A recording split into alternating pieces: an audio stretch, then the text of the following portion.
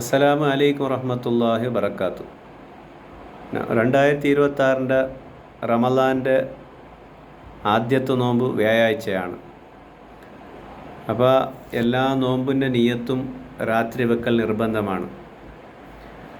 അപ്പോൾ മൊത്തത്തിൽ എല്ലാ നോമ്പിൻ്റെ നിയ്യത്തും ആദ്യ രാത്രിയിൽ വെക്കൽ ഷാഫി മസ്ഹബിൽ സുന്നത്താണ്. അങ്ങനെ ഒരാൾക്ക് ഇനി നിയത്ത് വെക്കാൻ മറന്നു, അങ്ങനെ മറന്നാൽ മാലിക് മസ്ഹബ് പ്രകാരം അവനക്ക് നോമ്പ് ലഭിക്കും. നോമ്പ് ലഭിക്കുകയാണെങ്കിൽ അവൻ 3 കാര്യം ശ്രദ്ധിക്കേണ്ടതുണ്ട്.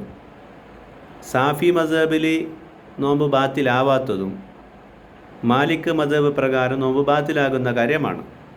അതുകൊണ്ട് ഒന്ന്, സുറുമയിടൽ കൊണ്ട് നോമ്പ് ബാത്തിലാകും. 2,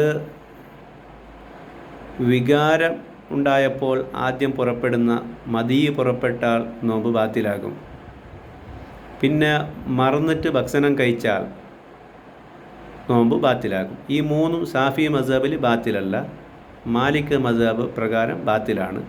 അതുകൊണ്ട് നിയത്ത് മറന്ന ദിവസം മാലിക് മസ്ഹബ് പ്രകാരമാണ് ഒരാൾക്ക് നോമ്പ് ലഭിക്കുന്നത്. അതുകൊണ്ട് ഈ 3 കാര്യം ശ്രദ്ധിക്കണം.